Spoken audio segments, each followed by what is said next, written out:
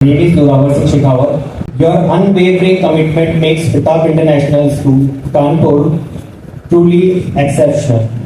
It's a pleasure to stand before such an esteemed gathering at this seminar. I'm thrilled to extend as an invitation to join Ashish Rastogi sir and me at this seminar. So let's collectively explore and share insights. Looking forward to your participation. Also make this event truly memorable. And thank you for the invitation.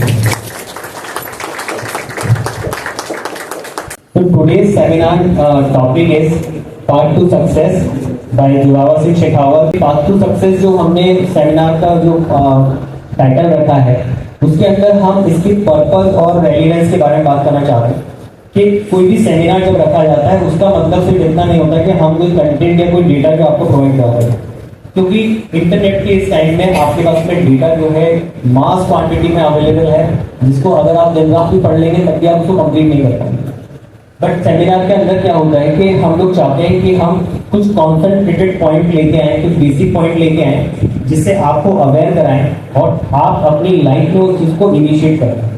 यहाँ पे कोई भी ऐसा advance level का point नहीं बताया जाता है जिससे आपको देख के लगे कि ये तो मेरे से होगा नहीं।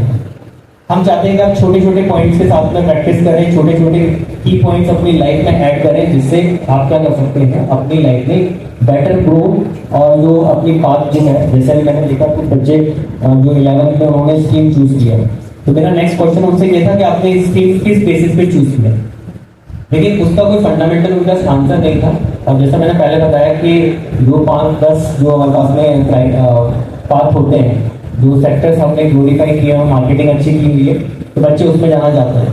उसके अंदर मेरा नेक्स्ट क्वेश्चन था कि आपने जब इसको चूज किया, कभी 11th में आए हुए आपको कुछ टाइम हो गया है, 2 महीना 3 महीना जो भी है, एक टाइम पीरियड आप निकाल चुके हैं, तो अब इसमें एफर्टलेसली आगे बढ़ने के लिए आपने क्या स्टेप लिया अपने लिए?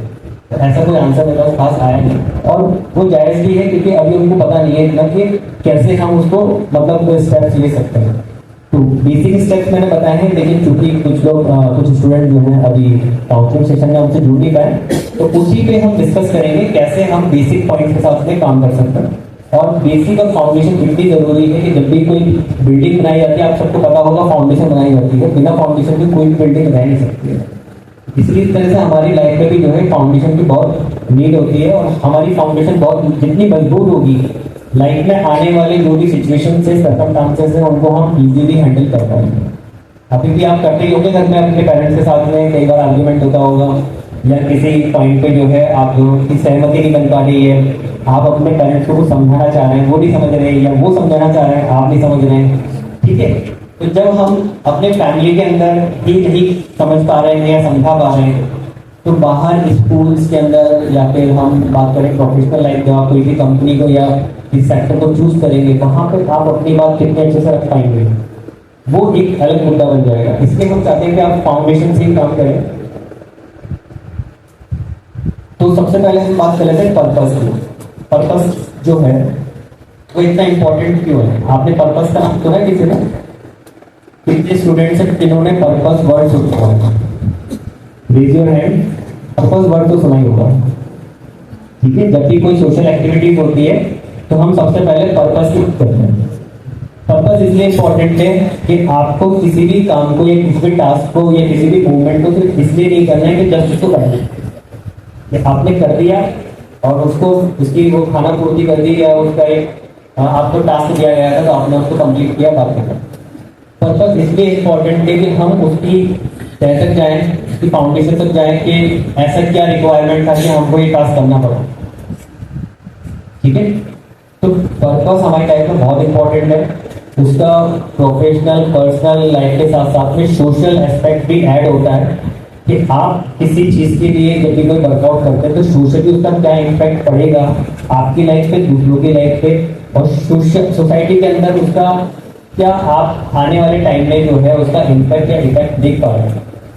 इसलिए पर्पस बहुत इंपॉर्टेंट है। आपने देखा होगा बहुत सारे सोशल वर्कर्स होते हैं और वो दिन रात काम करते हैं, न्यूज में कई बार आता भी है, और कई बार वो लोग इतना डिस्क्लोज नहीं करते चीजों को, लेकिन जब भी न्यूज में आता है तो आप कभी ना कभी जरूर सोचते होंगे कि इस व्यक्ति को ऐसा क्या पड़ा हुआ है, इसको ऐसा मतलब क्या सोचा है इसने कि दिन रात इस काम में लगा हुआ है, जबकि इस चीज की कोई सैलरी नहीं है, इस चीज का कोई पे आउट नहीं मिलता है इसको, और साथ ही साथ में इसको हो सकता है कि अपने जेब से लगाना पड़ रहा था। ऐसा क्वेश्चन आता होगा हमारे माइंड में।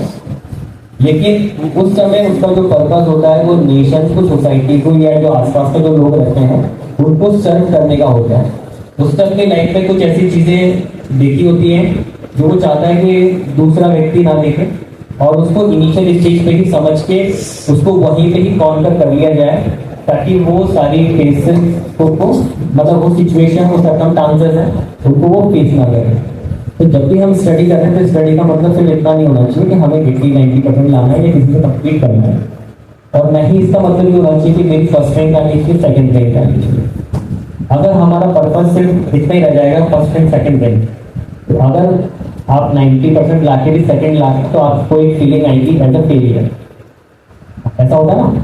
तो ऐसा ही है कि जब आपका पर्पस क्लियर होगा, आपका एक जो डिफाइंड पर्पस होगा, नोबल पर्पस होगा, उसमें अगर आप 70-75% मार्क्स भी आएंगे, बट आपको ये ध्यान रखना है कि मेरे को ऑनेस्टी से पढ़ाई करनी है, मेरे को सेशन जब स्टार्ट होता है तब से पढ़ाई करनी है, मुझे छोटे छोटे स्लॉट्स पर करनी है, अपने जो फेजेस है उसमें काम करना है, जो टर्म एग्जाम है उसमें अलग तरह से मुझे प्रिपरेशन करनी है, जो फाइनल एग्जाम है उसमें अलग तरह से प्रिपरेशन करनी है, और उसी में से जो एक्सट्रैक्ट है वो मुझे निकाल करके क्या करना है, आगे जो भी मैं, जो आपने बताया ना अभी मेरे को नीट के लिए प्रिपरेशन करना है, IIT के लिए प्रिपरेशन करना है, वो एक्सट्रैक्ट मैं वहां पे यूज करता हूँ, और उसके बाद मैं आगे बढ़ता हूँ। और जब मैं किसी IIT में सेलेक्ट हो जाऊँ, वहां पर जब मेरी स्टडी चले, तो मुझे किसी भी चीज के लिए ऐसा ना लगे कि मेरे को ये कंसेप्ट नहीं आता है या मुझे टॉपिक नहीं आता है जिसकी वजह से मेरी मार्किंग लो है।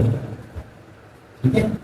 तो उतना लंबा पर्पस, उतना बड़ा पर्पस आपको लेना पड़ेगा, तब आप चीजों को डील कर पाएंगे और आपकी लाइफ जो होगी थोड़ी सी मीनिंगफुल होगी।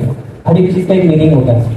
अगर आपकी लाइफ मीनिंगफुल नहीं है तो फिर आप किसी भी स्टेज पे जाके फेलियर ले सकते हैं। एक स्टूडेंट है, अगर वो नीट की प्रिपरेशन करता है, उसको सिलेक्शन नहीं होता है, वो फेलियर है उसके माइंड में।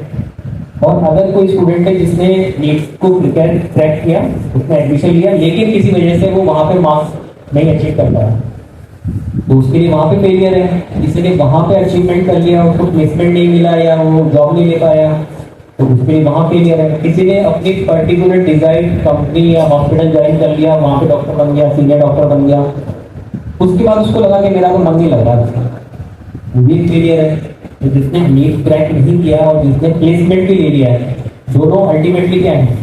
फेलियर है। क्यों? क्योंकि उनकी लाइफ जो है थोड़ी सी मीनिंगफुल नहीं है और उनका पर्पस और फंडामेंटल गोल जो है क्लियर नहीं है। ठीक है, आगे बढ़ते हैं। इस पिक्चर में बहुत ही डिफाइन किया हुआ है कि जब आप पर्पस के साथ पढ़ते हैं और जब विदाउट पर्पस पढ़ते हैं तब आपके साथ में क्या होता है। ठीक है, इसमें से जो विदाउट पर्पस वाली जो इमेज है, आई होप कि आप उससे रिलेट कर पा रहे होंगे कि कई बार ऐसा होता है और कई बार 2 घंटे बैठने के बाद भी आपको लगता है कि आपने कुछ नहीं पढ़ा, जबकि आपके पेरेंट्स को लगता है कि बच्चा 2 घंटे से पढ़ रहा है। ठीक है, और जैसे ही किसी बात के ऊपर डिस्कशन होता है तो आप चिढ़ जाते हैं, आप थोड़ा सा टोन आपकी तेज हो जाती है और उनको पता नहीं लगता है कि आप ऐसा क्यों कर रहे हैं, जबकि आप ऐसा इसलिए कर रहे हैं क्योंकि आप विदाउट पर्पस पढ़ रहे हैं या आप किसी मीनिंग के साथ नहीं पढ़ रहे हैं। ठीक है, तो भले ही आप थोड़ा कम पढ़े, लेकिन आप जब पर्पस के साथ पढ़ेंगे आपके माइंड में क्लैरिटी होगी, आपका माइंड सेटल होगा और आपकी लाइफ में स्ट्रेस एंजाइटी कम होगी, तो आप मीनिंगफुल तरीके से पढ़ पाएंगे। और जो सेकंड इमेज है विद पर्पस, आपके फेस पे भी ऐसी ही स्माइल होगी। ठीक है, आई होप कि आप इसको अपनी लाइफ में अडेप्ट करेंगे। उसके बाद हम बात करते हैं कि आपकी लाइफ में जो बैरियर्स आते हैं। ठीक है, जब भी आप कोई काम करने जाते हैं तो आपको लगता होगा कि बहुत सारे हर्डल्स हैं, मैं कर नहीं पाऊंगा। वो क्या हर्डल्स हैं? वो जैसा आपको दिखता है ना हर्डल्स, वैसा होता नहीं एक्चुअली में। हर्डल्स कुछ और हैं, जिसमें फाइनल वाला बहुत इंपॉर्टेंट है। पहले हम फर्स्ट 3 के बारे में बात कर लेते हैं। पहला है विदाउट पर्पस। तो विदाउट पर्पस पे हम बात करते हैं जब आपका पर्पस ही क्लियर नहीं है कि आपको क्या काम करना है और क्यों करना है, सिर्फ इसलिए कि मुझे दिखाना है किसी को कि मैं IAS PCS बन गया या मैं डॉक्टर बन गया या इंजीनियर बन गया या सोसाइटी में कोई और बना है तो मुझे उससे कंप्लीट करना है। ठीक है, या किसी ने NIT से पढ़ाई की तो मैं IIT से करके बताऊंगा। ठीक है, तो ये पर्पज नहीं होता है। ठीक है, इस तरह से मीनिंग, अगर आप मीनिंगफुल तरीके से आगे बढ़ेंगे तो बेस्ट है। और अगर आप सिर्फ किसी से कम्पीट करना चाह रहे हैं, किसी को नीचा दिखाने के लिए, या उस तरह से आप आगे बढ़ना चाह रहे हैं, तो फिर आपके लिए दिक्कत है। दूसरा जो होता है, नो डिसीजन मेकिंग। आप लाइफ में कोई भी डिसीजन कभी कभी नहीं ले पाते। लाइफ में डिसीजन लेना बहुत जरूरी है, और प्रैक्टिस ऐसी होनी चाहिए कि हम with in 5 minute 10 minute decision ले सकते हैं। ठीक है, आपने देखा ना कई बार कार एक्सीडेंट हो जाता है या कुछ हो जाता है, तो ऐसा थोड़ी कि कार चलाना नहीं आता था।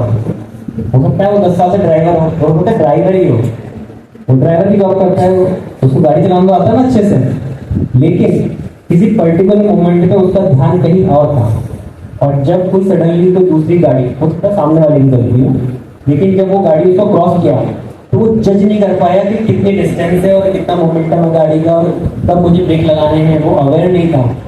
तो वो पूरा किसका जजमेंट है, वो 10 साल 15 साल से गाड़ी चला रहा है, लेकिन फिर भी उसका एक्सीडेंट हो जाता है।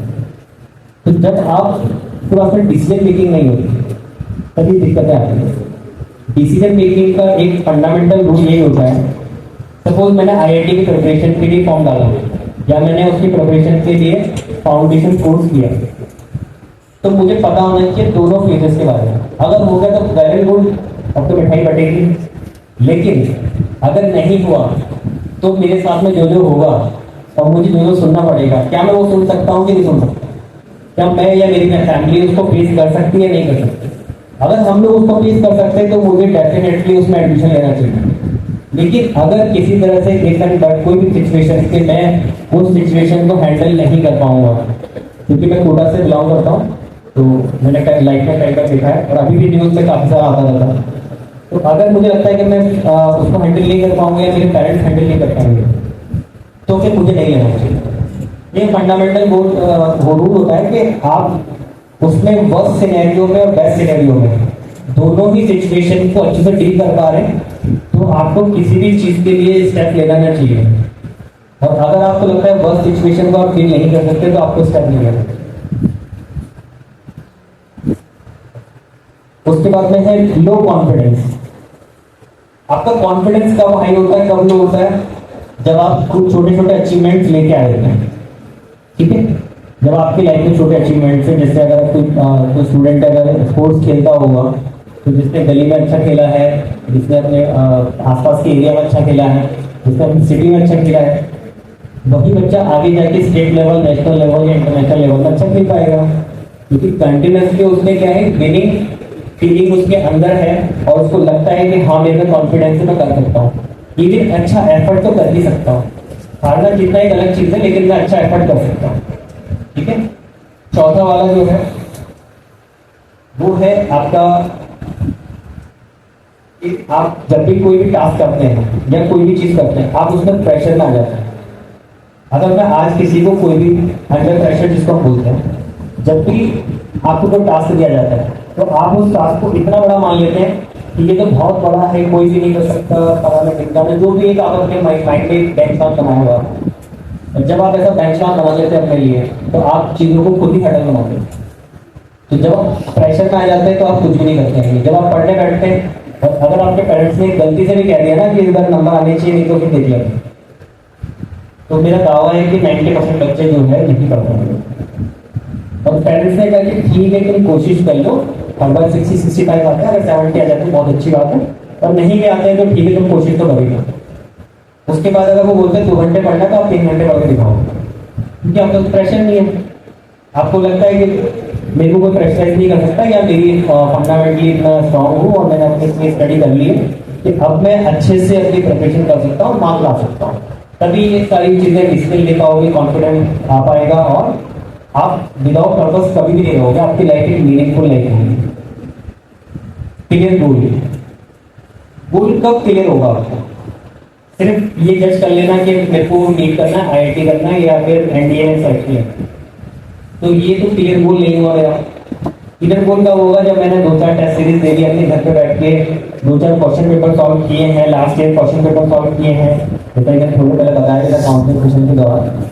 उसका आप रिकॉर्ड मेंटेन करें कि किस क्विज में आपके कितने मार्क्स आए थे, कितना आपके 7 आउट ऑफ 10 आए थे, कितना आपके 80 आउट ऑफ 100 आए थे, फिर उनका एक एवरेज निकालो, तब आपको लगता है कि हाँ मेरे 70% से अबव मार्किंग आ रही है। और जब थोड़े से हार्ड पेपर चूज करो, उसमें भी आपको लगा 65 को मैं क्रॉस कर पा रहा हूँ, तब आपको लग रहा है कि हाँ अब मेरे सर्टेन लेवल है, फाउंडेशन लेवल है, और अब मैं थोड़ा सा और इसको इंक्रीज करता हूँ। एक पीरियड में आपको लगेगा हाँ अब मेरा नंबर नहीं आ रहा। जब आपको लगे कि अब मेरे मार्क्स नहीं आ रहे ना, तब आपको कोचिंग की नहीं है। जबकि जनरली हम क्या करते हैं, 12th हो गया, 11th हो गया या 10th हो गया, आजकल तो 9th से स्टार्ट हो जाता है, सीधे जाके फाउंडेशन कोर्स स्टार्ट करते हैं। तो IIT JEE का वो बच्चा फाउंडेशन कोर्स कर रहा है, अभी 9th एडमिशन हुआ है उसका। हालांकि सब बच्चे ऐसे नहीं होते, बहुत सारे बच्चे इंटेलिजेंट भी होते हैं और वो अडेप्ट कर लेते हैं, लेकिन मोस्ट ऑफ द केसेस में वो अडेप्ट नहीं कर पाते। ठीक है, तो हमारा क्लियर गोल कब बनेगा, जब हम अपने आप का सेल्फ इवेल्युएशन कर पाएंगे। और जब हम सेल्फ के तौर पे काम कर लेंगे, अपनी फैमिली से अच्छा कम्युनिकेट कर पाएंगे, टीचर से अच्छा कम्युनिकेट कर पाएंगे, गाइडेंस लेंगे। गाइडेंस में क्या होता है कि लोग आपको सजेस्ट करते हैं। कोई भी व्यक्ति आपको समझा नहीं सकता, तब आपको बता सकता है। ये जितनी भी चीजें मैं भी बता रहा हूँ, ये आपको फैक्टर्स बता रहा हूँ। अब इसको कैसे अडेप्ट करना है, कितना अडेप्ट करना है, कितना यूटिलाइज करना है, वो आप लोगों के ऊपर होता है। तब हमारा क्या होगा, क्लियर गोल बन पाएगा। अब आपको क्लियर गोल अगर बनाना है अपनी लाइफ में, तो आपको क्या क्या चीजें डिफाइन करनी पड़ेगी, या फिर किन किन पॉइंट पे आपको ध्यान देना पड़ेगा। देखो सबसे पहली चीज क्या है, आपने डिफाइन किया। ये स्टेप मेरे हिसाब से बहुत सारे बच्चे कर चुके हैं 11th वाले, जिन्होंने अपना एक स्ट्रीम सेलेक्ट कर लिया, चाहे PCM हो, PCB हो या कॉमर्स हो। उसके बाद आपको ब्रेक डाउन करना है उसको। ब्रेक डाउन मतलब आपने स्ट्रीम सेलेक्ट कर लिया। अब स्ट्रीम के बाद में जब आप आगे कोई भी एग्जाम, नेशनल लेवल का कोई एग्जाम जब आप कंडक्ट करेंगे या तो उसमें आप पार्टिसिपेट करेंगे, उसके लिए क्या इनिशियल लेवल ऑफ नॉलेज आपको चाहिए, जो आपको घर पे सेल्फ स्टडी से ले सकते हो। और कौन सी ऐसी नॉलेज है जिसके लिए आपको कोचिंग लेना पड़ेगा, कौन सी ऐसी नॉलेज है जिसके लिए आपको कोई ऑनलाइन कोर्स देना पड़ेगा, कौन सी ऐसी चीज है जिसके लिए आपको स्ट्रेटेजीज बनानी पड़ेगी, तो स्ट्रेटेजीज आप खुद बना लोगे या किसी और की हेल्प चाहिए। कौन सा ऐसा कंटेंट है जो आपको स्कूल में मिल जाएगा, जैसे लेबोरेटरीज है, आपको अगर प्रैक्टिकल नॉलेज चाहिए तो आपको लैब्स में तो आप घर पे सेटअप तो कर नहीं सकते हो, तो वो आप स्कूल के थ्रू ले लोगे। आपको ब्रेक डाउन करना पड़ेगा टास्क को। उसके बाद में प्रायोरिटाइज, जैसे सेल्फ स्टडी, सेल्फ इवैल्यूएशन, ये सबसे पहला पॉइंट है। तो आपको प्रायोरिटी सेट करनी पड़ती है अपनी लाइफ में। ठीक है, इसके एक बेस्ट एग्जाम्पल अगर मैं बताऊं, जैसे अभी जो भी काउंसलिंग सेशन चल रहा था नीचे, आपने देखा होगा उसमें क्लास के अकॉर्डिंग बच्चे आ रहे थे। ठीक है, पहले 9th क्लास के बच्चे आए थे, फिर 11th के बच्चे आए थे, फिर 12th के आए थे। तो एक ऑर्डर जो होता है वो डिसाइड होता है किसी चीज का। आपके जो लेक्चर्स होते हैं, आपकी जो क्लासेस होती हैं, वो भी पहले से टाइम टेबल आपके पास होता है ना, उसमें प्रायोरिटाइज किया जाता है कि कौन सी क्लास पहले होगी, कौन सी बाद में होगी, कौन सी लंच से पहले होगी, कौन सी लंच के बाद में होगी। और आप ये मान के चले कि लंच से पहले और लंच के बाद की क्लासों में बहुत ज़्यादा डिफरेंस होता है। लंच करने के बाद में हमारी बॉडी लैंग्वेज, हमारी जो ब्रेन है वो अलग तरह से काम करता है। तो बहुत ज़्यादा साइकोलॉजिकली उनको देख के मेजर करके ही डाला जाता है। आपका जो सुबह का सबसे पहला लेक्चर होता है, आप बहुत ही फ्रेश माइंडसेट से आते हैं, इसलिए उसको पहले नंबर पर रखा जाता है। उसका नंबर ऑफ लेक्चर्स जो होते हैं वो भी इसी तरह से बनाए जाते हैं। हालांकि आपको लगता हो किसी ने बस जस्ट लिख दिया है कि 9 से 10 होगा, 10 से 11 होगा, लेकिन उनकी प्रायोरिटी सेट होती है। उसके बाद में सबसे लास्ट है कमिटमेंट। कमिटमेंट हमको किसी और से नहीं करना है, कमिटमेंट हमको अपने आप से करना है कि क्या मैं ये फुलफिल कर पाऊंगा, नहीं कर पाऊंगा। अगर करता हूँ तो क्या कंडीशन रहनी है, नहीं कर पाऊंगा तो मुझे फेलियर की फीलिंग नहीं आनी चाहिए, मैंने अपना बेस्ट आउटपुट दिया। ठीक है, मैंने अपना जितना परसेंटेज ऑफ वर्किंग होना था उतना मैंने दे दिया। जैसे अगर मुझे IIT की तैयारी करनी है तो 100% से काम नहीं चलेगा, सबको पता है। क्योंकि रेशियो ही जब सक्सेस रेट ही 10% का है, तो अगर मैं 100% कर रहा हूँ, बाकी बच्चे भी 100% कर रहे हैं, इसका मतलब क्या है कि मेरा चांस नहीं है, मतलब मेरा सिलेक्शन तो नहीं हो रहा है। मेरा सिलेक्शन होगा जब मैं 110% या 120% उसमें दे रहा हूँ, मैं किसी दूसरे बच्चे से ज़्यादा उसमें कर रहा हूँ। इसका ये मतलब नहीं कि मैं उसमें ज़्यादा आवाज़ दे रहा हूँ, इसका मतलब है कि मैं उनसे ज़्यादा रिफाइन तरीके से कर रहा हूँ। ठीक है, कई बार आप इंटरनेट चलाते हैं ना, तो बफरिंग करता है, बफरिंग में आप देखते हैं कि 30 सेकंड का वीडियो भी लोड नहीं हो रहा है, लेकिन जब 5G की स्पीड होती है तब तो आप 1 घंटे का वीडियो भी अच्छे से हो जाता है। तो वहां पे क्या डिफाइन हो रहा है, वहां पे रिफाइनमेंट है। नेक्स्ट है, आप अपनी जो बैरियर्स अपनी लाइफ में, उसको आप कैसे उनको हटाएंगे अपनी लाइफ से, कैसे उनको दूर करेंगे, या कैसे ब्रेकिंग बैरियर्स जो स्ट्रेटेजी उसको आप इनिशिएट करेंगे। इसका सबसे सिंपल सा फंडामेंटल भी यही होता है कि आपको अपनी लाइफ में जब इवेल्युएट करते हो आप लोग, तो आपको देखना है मेरी लाइफ में ऐसा कौन सा नेगेटिव पॉइंट है जो मुझे सबसे ज़्यादा नुकसान पहुंचा है। चाहे वो सुबह मैं जब लेट उठता हूँ, रात को लेट सोता हूँ, मोबाइल का यूज करता हूँ, या फिर मैं अपनी स्टडी पे ध्यान नहीं दे रहा हूँ, ज़्यादा स्पोर्ट्स खेल रहा हूँ, जो भी एक नेगेटिव एक्टिविटी है उसको आप हटा दें। उसको बोलते हैं एलिमिनेशन मेथड। आप उस एक्टिविटी को, उस चीज़ को अपनी लाइफ से एलिमिनेट करें। ठीक है। दूसरा पॉइंट होता है कि आप कोई भी एक अच्छी एक्टिविटी अपनी लाइफ में ऐड करें। ठीक है। जब ये साइकिल आपकी चलती रहती है, एडिशन और एलिमिनेशन, तो आप देखोगे क्योंकि टाइम लगता है किसी भी चीज़ में, साल 2 साल 3 साल बाद आपकी पर्सनैलिटी में चेंजेस आने स्टार्ट हो जाते हैं और आप कहीं ना कहीं एक विनिंग एटीट्यूड रखते हैं किसी भी चीज़ के पर्सपेक्टिव में, और आपका पर्सपेक्टिव बिल्कुल चेंज हो जाता है। जहाँ पे लोग ये बोलेंगे ये नहीं हो सकता, आप बोलोगे तो बहुत ईजी है।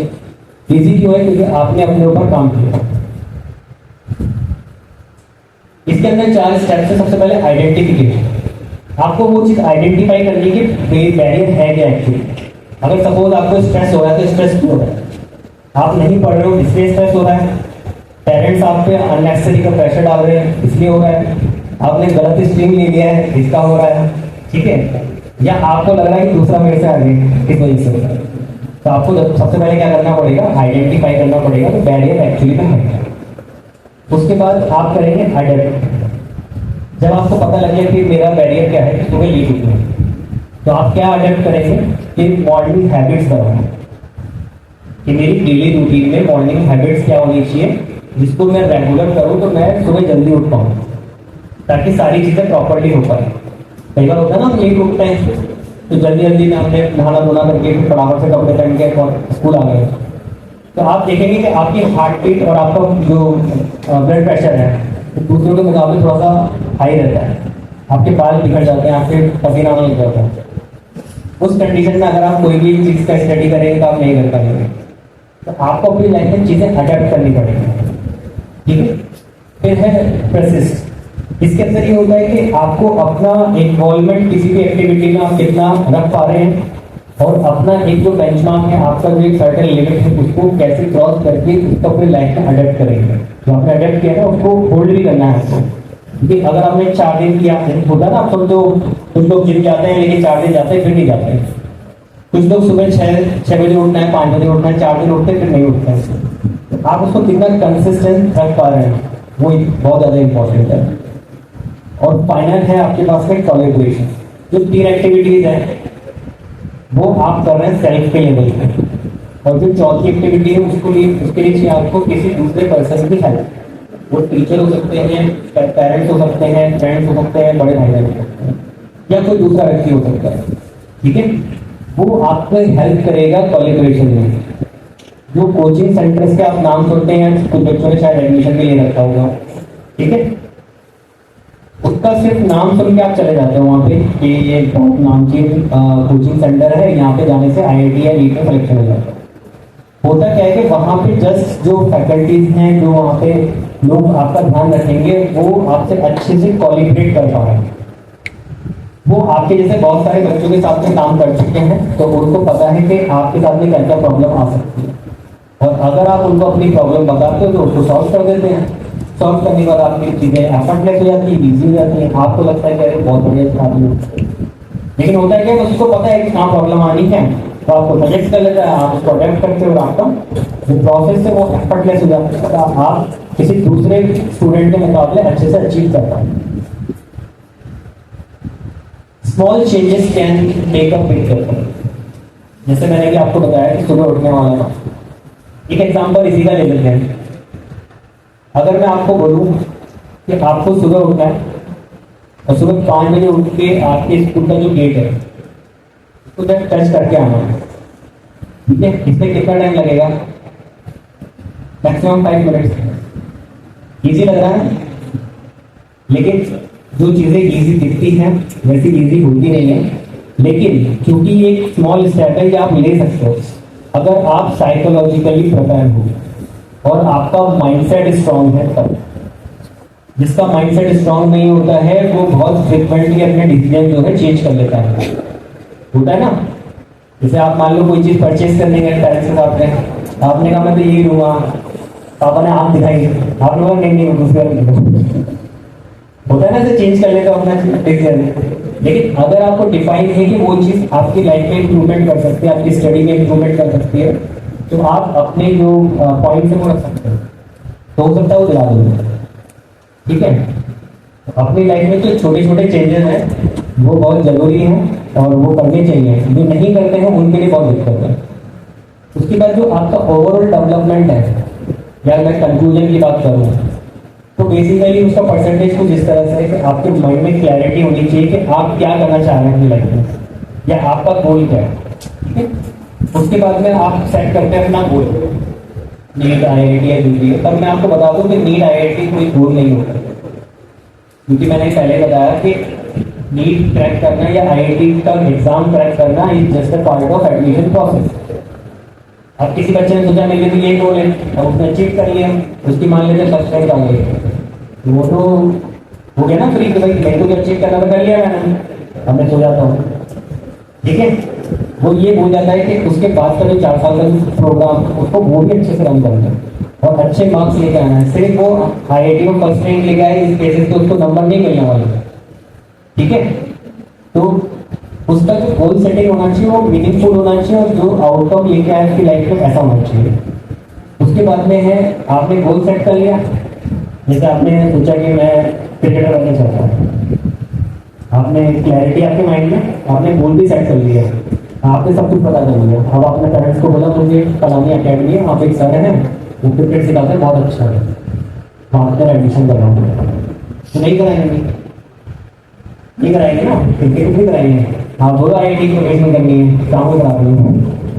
तो होता क्या है कि आपकी लाइफ में बैरियर्स पहले पॉइंट से ही आ रहे हैं, तो आप उनको ब्रेक कर पा रहे नहीं कर पा रहे। और ब्रेकिंग पीरियड्स ऐसा नहीं है कि लाइफ के इनिशियल स्टेज पे होगा, हो सकता है जब आप अपनी प्रोफेशनल लाइफ कंप्लीट कर लेंगे 60 ईयर में रिटायर हो जाएंगे, तब भी आपकी लाइफ में पीरियड्स रहेंगे।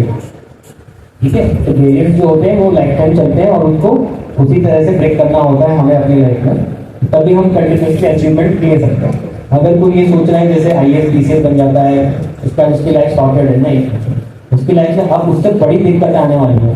वो एग्जाम रखा ही इसलिए गया ताकि हमें एक स्ट्रॉन्ग माइंडसेट का बंदा मिल सके जो कुछ चीज से डील करता है, क्योंकि हम ऐसे किसी को ले लेंगे तो वो पहले दिन ही हार मान लेगा।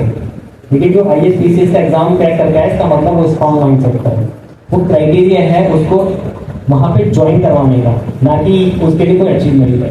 उसकी अचीवमेंट तब बनेगी जब वो सोसाइटी में कुछ देगा। अगर आप में से किसी का कोई क्वेश्चन किसी भी तरह का तो आप पूछ सकते हैं। Raise your hand if you have any question for asking. आप क्वेश्चन पूछेंगे तब मैं आपको आंसर कर पाऊंगा। अगर आपने में से किसी ने भी क्वेश्चन पूछा तो आप कम से कम ये चीज साथ में लेके जाएंगे कि वहां पे जो 50 बच्चे बैठे थे उसमें से 2 बच्चे जिन्होंने क्वेश्चन पूछा उसमें से एक मैं था। ये कॉन्फिडेंस आपका बिल्ड करेगा। तो आप अभी से अपना जो है डिसीजन लें और क्वेश्चन पूछें अगर है तो किसी का नहीं है, चलो आगे बढ़ते हैं। Thank you so much for this wonderful session and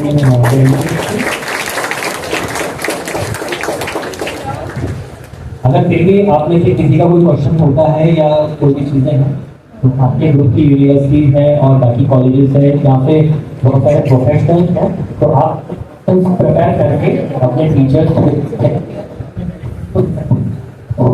जिससे कि क्या हो सकता है कि आने वाले टाइम में जब नेक्स्ट ईयर ये इस तरह का सेशन होगा तो हम उसके आंसर प्रिपेयर करके लेके आए, या फिर हम कोई स्पेशल सेशन आपके लिए रख लें जिसमें सिर्फ क्वेश्चन आंसर आए। ठीक है, thank you so much.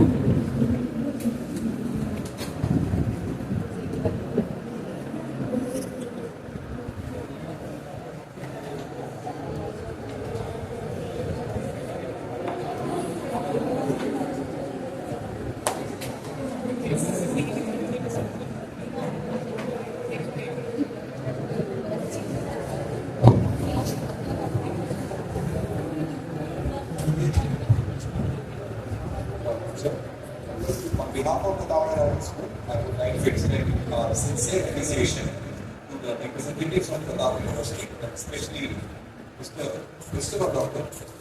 Mr. Zorawat Singh, Assistant Professor of the Engineering Department, Mechanical Engineering Department of the Tamil University.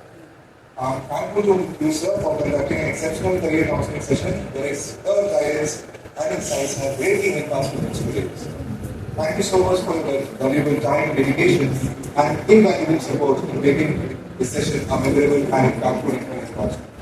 My sincere thank you once again.